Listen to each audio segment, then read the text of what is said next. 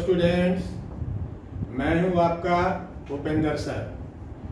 आज मैं आपको लेक्चर 7 बता रहा हूं। इसके पिछले 6 लेक्चर को हमने आपको बताया था, उसी को आगे कंटिन्यू किया जा रहा है। आज हम बता रहे हैं जर्नल डिवाइडेड इनटू 2 पार्ट्स। रोजनामचे को 2 भागों में बांटा गया। एक भाग इधर जिसको हम कह रहे हैं बुक्स ऑफ ओरिजिनल एंट्रीज, दूसरा भाग उधर जिसको कह रहे हैं बुक्स ऑफ ओरिजिनल रिकॉर्ड्स। अर्थात यह एंट्री है और वह रिकॉर्ड्स है। ये जर्नल एंट्रीज किसके द्वारा बनाया जाता है? तो प्राय छोटे छोटे व्यापारीगण जिसके यहाँ टर्नओवर की मात्रा बहुत कम होती है, वो प्राय जर्नल एंट्रीज से ही अपना काम चला लेते हैं। लेकिन जो बड़े व्यापारी होते हैं जिसके यहाँ टर्नओवर की मात्रा, नंबर ऑफ ट्रांजैक्शंस अधिकाधिक होते हैं, तो उन्हें प्राय जर्नल एंट्रीज के द्वारा ही लाभ नहीं मिलता है। इसलिए वो जर्नल एंट्रीज के स्थान पर सब्सिडियरी बुक के रूप में वह 8 खाते बनाता है।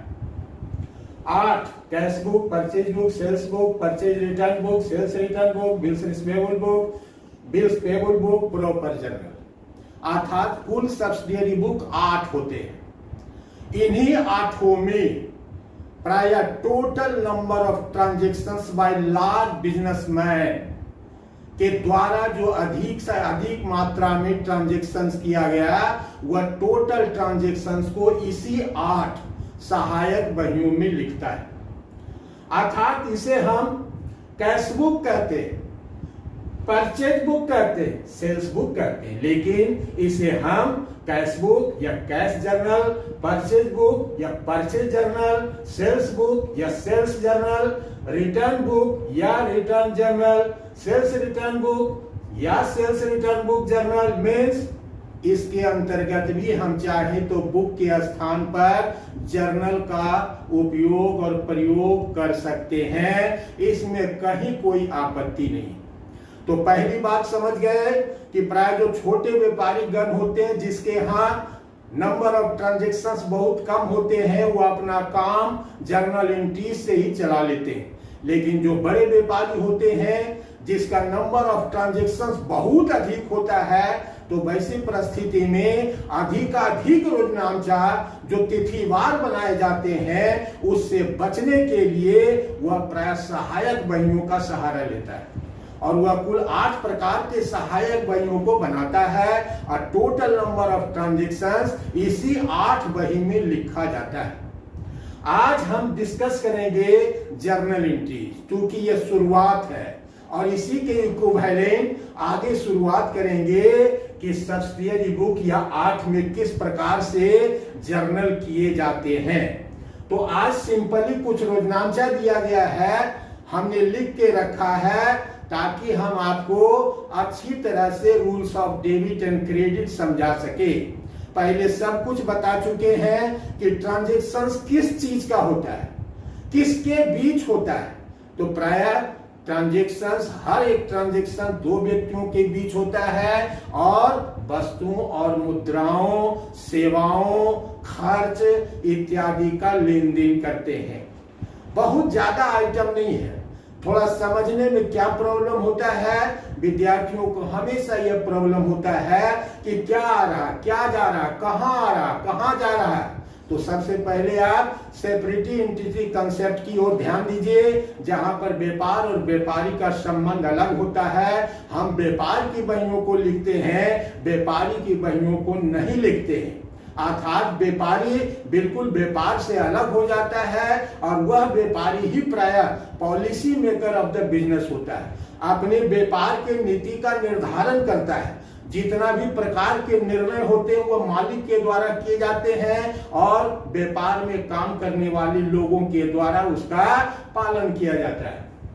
कुछ ट्रांजैक्शंस लिखे हैं, जैसे Ram commences business with cash ₹50,000।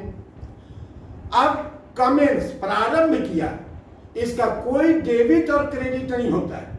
ये सिर्फ आपको समझाने के लिए कि इस सेंटेंस का अर्थ आप समझ सकें, इसीलिए प्राय commences, is, was, that, is इत्यादि शब्दों का प्रयोग किया जाता है, ताकि आप समझ सके कि आ रहा है, जा रहा है, कौन पा रहा है, कौन ले रहा है, इत्यादि बातों का जिक्र होता है उससे। लेकिन इज, वाज का कोई डेबिट और क्रेडिट नहीं होता है, यह सिर्फ समझने के लिए आपका प्रयोग में आता है। यहां पर सीधी सी बात है, राम ने व्यापार शुरू किया 50,000 रुपया से, अर्थात व्यापार में क्या आ रहा है, रुपया आ रहा है। कौन दे रहा है, हु इज द गिवर, मालिक दे रहा है, और मालिक को हमेशा कैपिटल के द्वारा, रिप्रेजेंटेटिव पर्सनल अकाउंट के द्वारा संबोधित करते हैं। इसलिए debit what comes in and credit the giver, cash account DR to capital account. Narration में बैंक कैश ब्राउड या bank business started with cash, बस इतना लिख के काम कर दें। डिपॉजिट इनटू बैंक, बैंक में रुपया जमा कराया, क्या जा रहा है, रुपया। Who is the receiver, bank. Bank एक पर्सनल अकाउंट है जिसको आर्टिफिशियल कहते हैं, और रुपया रियल अकाउंट है, अर्थात आधा नियम रियल अकाउंट का और आधा नियम पर्सनल अकाउंट का। बैंक रिसीवर है, debit the receiver, bank account दिया, cash real account, credit what goes out, रुपया जा रहा है, रोजनामचा बनेगा बैंक अकाउंट दिया to cash account. Purchase goods from Ram and brothers for cash ₹10,000। Ram and brothers means एक व्यापार का स्वरूप है। Ram and brothers artificial person है, राम नेचुरल पर्सन है। हम खरीद किसी से भी कर सकते हैं। तो हमने पहले ही बताया था कि प्राय जो ये अकाउंटेंसी या अकाउंटिंग के सिद्धांत को पढ़ रहे हैं, उसका अंतर्गत जो आता है वह ट्रांजैक्शन हमेशा ट्रेड टू ट्रेड होता है, और यहाँ देने वाला और पाने वाला दोनों अपने अपने बही को मेंटेन करता है, लेकिन हम किसी एक के बही के दृष्टिकोण से ही प्राय उसको देखते हैं। तो purchase goods from Ram and brothers for cash ₹10,000। Ram and brothers से 10,000 रुपये का माल नगद खरीदे। तो आप जानते हैं कि आपको बताया जा चुका है कि नगद खरीदने में व्यक्ति का कोई महत्व डेबिट और क्रेडिट के लिए नहीं होता है, इसलिए यहाँ पर आपको सिर्फ भ्रम में डालने के लिए राम एंड ब्रदर्स को जिक्र किया गया, अर्थात केवल रहेगा परचेज गुड्स फॉर कैश, उसका यही मतलब है। रहेगा purchase goods from Ram and brothers for cash, उसका भी वही मतलब है। इसलिए राम एंड ब्रदर्स का यहाँ जिक्र करना या ना करना इंपॉर्टेंस नहीं। तो हमने माल खरीदा नगद, क्या जा रहा है, through the real account, credit what goes out, क्या आ रहा है, माल, अर्थात according to the real account अगर सोचा जाए तो debit what comes in, goods आ रहा है। लेकिन हम बताए कि नॉमिनल अकाउंट के अंतर्गत नाम छिपाई जाती है, इसीलिए गुड्स के स्थान पर हम लिखते हैं परचेज अकाउंट या to cash account. Means debit goods के लिए परचेज और क्रेडिट गुड्स के लिए सेल्स। यहाँ सेल्स का भी जिक्र होगा आगे। फिर हम लिखे हैं purchase goods from Ram and brothers ₹10,000। इसमें फॉर कैश शब्द नहीं जुटा हुआ है, जिसका मतलब होता है कि हमने यहां पर माल राम एंड ब्रदर से उधार खरीदा है। जब इसी में ऊपर फॉर कैश जोड़ दिया गया था तो राम एंड ब्रदर्स का कोई मतलब नहीं था, उसको डेबिट क्रेडिट नहीं करना था। लेकिन जब भी हम उधार लेन देन करते हैं तो प्राय व्यक्ति एक पक्ष में आता ही है, या तो रिसीवर के रूप में या तो गिवर के रूप में। तो यहाँ पर राम एंड ब्रदर्स जब उधार खरीदे हैं तो गिवर की भूमिका में है, क्रेडिट द गिवर। और आ क्या रहा है, माल, means debit what comes in या debit all expenses and losses. ये खरीदने को खर्च भी कहते हैं और कोई विद्वान इसे डेबिट व्हाट कम्स इन कहते हैं। आगे इस पर बहुत सारी बातें और होगी, कहते क्यों हैं, इसके पीछे क्या कारण। तो इसको क्या बना देंगे, परचेज अकाउंट दिया to Ram and brothers account. यहाँ राम एंड ब्रदर्स की भूमिका महत्वपूर्ण है, क्योंकि यह ट्रांजेक्शंस उधार लेन देन है। Sales goods to Neelam and brothers ₹5,000। Neelam and brothers को 5,000 रुपये का माल बेचे, तो स्वाभाविक रूप से नगद बेचे कि उधार बेचे, मन ही मन आप सोचिए, यह उधार बिक्री का बोध कराता है, क्योंकि नाम के साथ फोर कैश का प्रयोग नहीं हुआ है। अगर जरा सा फोर कैश का प्रयोग हो जाता तो नाम की उपयोगिता खत्म हो जाती और कैश की महत्ता बढ़ जाती। तो यहाँ पर sales good to Neelam brothers ₹5,000, अर्थात नीलम ब्रदर्स को 5,000 रुपये का माल उधार बेचे। उधार बेचे, क्या जा रहा है? माल। Who is the receiver of this goods? Neelam and brothers. तो debit the receiver, Neelam and brothers account दियर टू सेल्स अकाउंट। रोजनामचा बना। यह रोजनामचा किसके द्वारा बनाया जाता है? पुनः एक बार कह रहे हैं, जो छोटे छोटे व्यापारी गण होते हैं, जिसके यहाँ नंबर ऑफ ट्रांजेक्शंस बहुत कम होता है, उसका काम प्राय जर्नल एंट्रीज से ही चल जाता है। हम अभी छोटे व्यापारियों के लिए बता रहे हैं, इसी के इक्विवेलेंट हम चलेंगे, इसी रोजनामचे को लेकर आगे बढ़ेंगे और तब देखेंगे कि इसे सब्सिडियरी बुक में किस तरह से लिखा जाता है। आज उसकी चर्चा हम नहीं कर रहे हैं, लेकिन सामने में सभी सब्सिडियरी बुक के नामों को लिख दिए हैं। सेल्स फॉर कैश 2000, नगद माल बेचे, रुपया आ रहा, माल जा रहा, कैश अकाउंट दिया टू सेल्स अकाउंट। कोई बड़ी बात नहीं है। Debit what comes in and credit all gains and profit, या क्रेडिट भाट गोज आउट। अभी इसमें उलझना नहीं है कि यह रियल अकाउंट है कि नॉमिनल अकाउंट है। अगर यह नॉमिनल अकाउंट है तो बिक्री से प्राप्त गेन्स और इनकम हो रहे हैं। अगर यह रियल अकाउंट है तो क्रेडिट भाट गोज आउट हो रहा है। इस पर और बहुत सारी लंबी चर्चा होगी। अभी क्या रोजनामचा बनेगा? Sales for cash, that means cash आ रहा, माल जा रहा, कैश अकाउंट दिया to sales account. Cheque paid to Ram and brothers. Ram and brothers को 3,000 रुपये का चेक दिया। क्यों देंगे भाई? स्वाभाविक रूप से हमने राम एंड ब्रदर्स से कभी उधार खरीदे होंगे, तो उधार की राशि भविष्य में चुकता तो करना ही पड़ेगा, चाहे जिस भी तारीख में आप कीजिए, करना तो होगा। तो हमने एक स्थान पर purchase from Ram and brothers उधार के रूप में 10,000 रुपया यहां दिखाए थे। उसी के बिहाफ में ये हमको रुपया प्राप्त हो रहा है या रुपया दे रहे हैं, चूंकि यहाँ खरीदे थे। तो cheque paid to Ram and brothers, Ram and brothers को चेक दे रहे हैं, चेक दे रहे हैं। जहां पर हम कैश बुक जब बनाते हैं तो डबल कॉलम कैश बुक, एक कॉलम कैश बुक का होता है, कैश का होता है, दूसरा कॉलम बैंक का होता है। अर्थात जो कैश को प्रभावित करते हैं कैश कॉलम में लिखा जाता है और जो बैंक को प्रभावित करते हैं बैंक कॉलम में लिखा जाता है। तो यहाँ cheque paid to Ram and brothers, Ram and brothers का हो गया रिसीवर। किस चीज का? इस चेक का। उस चेक को क्या करेगा? बैंक में जाकर भुनावेगा, अपने खाते में जमा करेगा, इसमें कोई बात नहीं।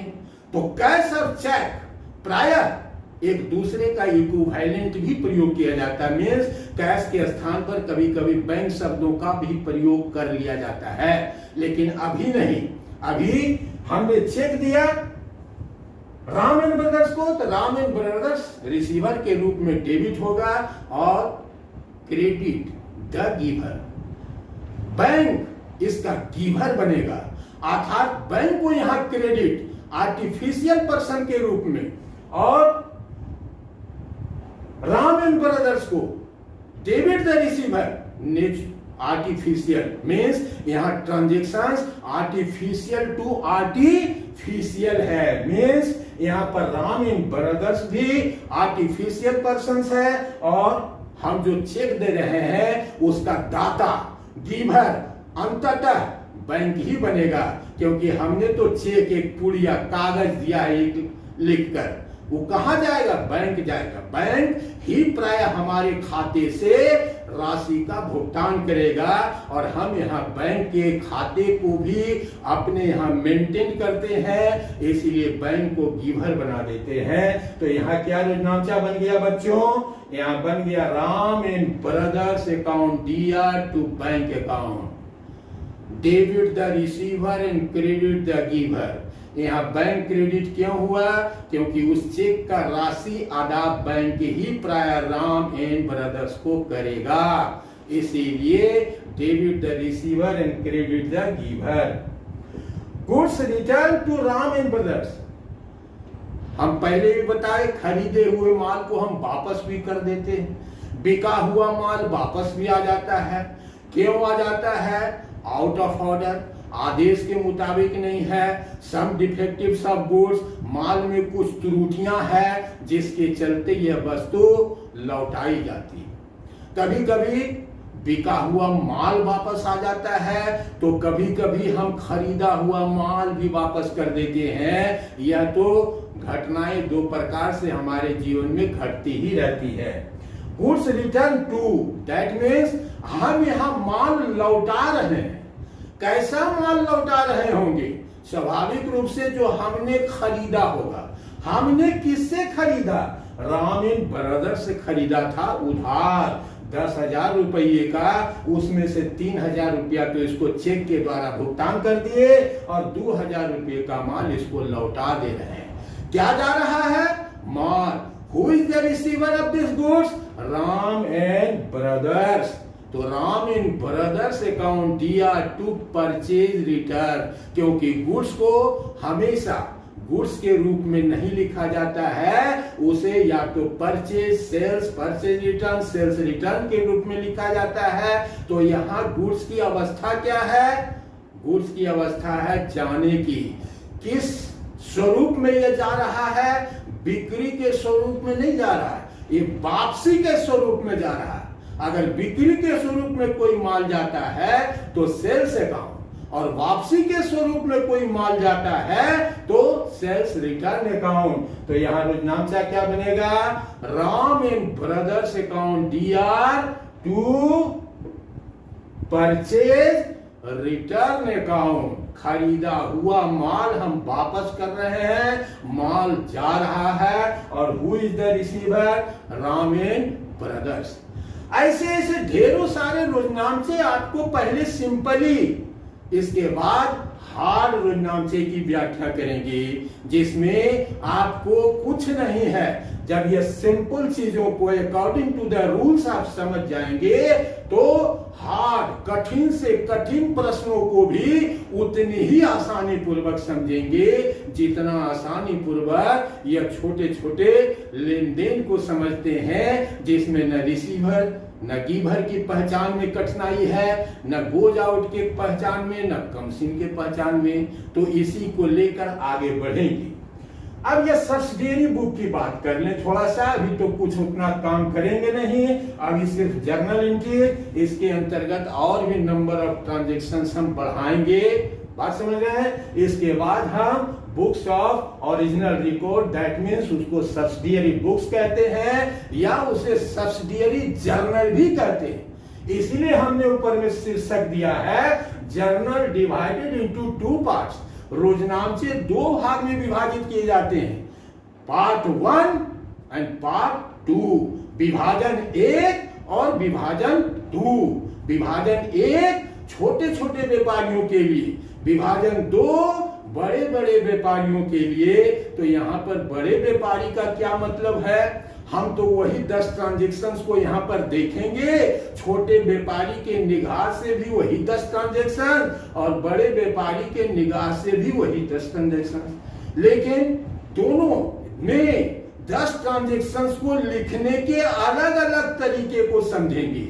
अर्थात अभी हम जर्नल एंट्रीज में लिखने के तरीके को समझ रहे हैं, और कल दिन इसी ट्रांजेक्शन्स, इसी प्रकार के लेन देन को हम इस प्रकार के सब्सिडियरी बुक या सब्सिडियरी जर्नल में किस प्रकार लिखते हैं, इसको हम आपको समझाएंगे। तो बच्चों, हमको नहीं लगता है कि आपको समझने में कहीं कोई प्रॉब्लम हुई होगी। अर्थात कुछ नंबर ऑफ ट्रांजेक्शंस। आमने सामने बैठकर पढ़ाने का आनंद कुछ और होता है, लेकिन वो प्रत्यक्ष तरीके से बच्चों का सामना करना थोड़ा मुश्किल तो होता है। अर्थात हम जो पढ़ाते हैं एज ए टीचर के रूप में नहीं, बल्कि एक विद्यार्थी के मन में क्या जिज्ञासा उत्पन्न होती होगी, उसी विद्यार्थी के मनों को टटोल कर हम आपको पढ़ाते हैं। और जब आमने सामने पर बैठकर पढ़ाते हैं तो so many kinds of questions rise किए जाते हैं, जिसका जवाब प्रत्यक्ष रूप से देने में जो आनंद आता है वह आनंद तो अप्रत्यक्ष तरीके से नहीं आ सकता है, क्योंकि आपके पॉइंट हम बहुत कुछ कह सकते हैं, लेकिन यहाँ पर आपके कहने की शक्ति छिन्न हो जाती है, आप कुछ नहीं कह पाते हैं। फिर भी आपके सामने एक ऑप्शन है कमेंट बॉक्स, अर्थात आप अपनी जिज्ञासाओं को कमेंट बॉक्स में लिखकर आप हमसे जान सकते हैं। अर्थात ये भी जर्नल है और ये भी जर्नल है। अब आपसे पूछते हैं मौखिक ट्रांजेक्शंस, लिखेंगे नहीं। Withdrew cash for ₹10,000। Withdrew cash ₹10,000 का मतलब 10,000 रुपया निकाला गया। किसके द्वारा? मालिक के द्वारा, क्योंकि मालिक दो ही काम करता है, या तो रुपये की आवश्यकता हो तो संसाधन व्यापार में देता है, और अपने प्राइवेट यूज प्राइवेट खर्च के लिए प्रायः व्यापार के गल्ले से ही रुपया निकालता है। और यह व्यापारी का भी ट्रांजेक्शंस जो व्यापार की बहियों में लिखा जाता है, जस्ट लाइक थर्ड पर्सन की तरह, उसे भी रिसीवर और गिवर के रूप में सोचा जाता है।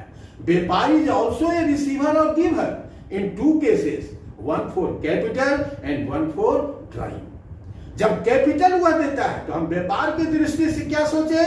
क्या आ रहा? Cash. Who is the giver? मालिक, अर्थात मालिक का संबोधन हम कैपिटल से करते हैं। उसी प्रकार विथड्रू कैश फ्रॉम रुपीज इतना, कौन निकाल सकता है हमारे व्यापार से रुपया? केवल मालिक को ही निकालने की ऐसी आजादी और छूट होती है, इसमें कुछ कहने की जरूरत नहीं होती। अब यहां पर सोचेंगे व्यापार से क्या जा रहा? रुपया। Who is the receiver of this cash? मालिक। और मालिक को यहां किस चीज से संबोधित करते हैं? ड्राइंग। मालिक के लिए दो शब्दों का प्रयोग किया जाता है, अर्थात जब भी मालिक के द्वारा व्यापार में रुपया डाला जाता है दैट इज कैपिटल, और जब भी मालिक के द्वारा व्यापार से कुछ निकाला जाता है दैट इज ड्राइंग। तो रोजनामचा बन गया drawing account Dr to cash account being cash withdrew rupees इतना।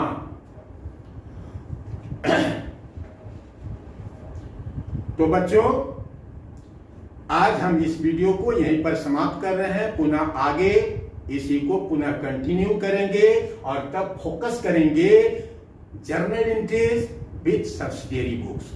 सेम ट्रांजेक्शंस कैसे जर्नल एंट्रीज में लिखे जाते हैं और वही सेम ट्रांजेक्शंस कैसे सब्सिडियरी बुक में लिखे जाते हैं। विद्यार्थियों के सामने यह बहुत ही कठिनाई उपस्थित करता है, बहुत ही कठिनाई। अंतिम समय तक उसको समझ में नहीं आ पाता है कि यह सब्सिडियरी बुक किस चिड़िया का नाम। हम आपको बहुत ही कंपैरिजन के द्वारा आसानी से सब्सिडियरी बुक और जर्नल एंट्रीज बुक दोनों को समझाएंगे। इसको क्या कहते हैं?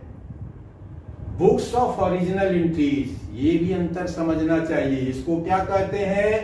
Books of original record. इसको कहते हैं प्रारंभिक लेखों का रोजनामचा, और उसको कहते हैं प्रारंभिक रिकॉर्ड का।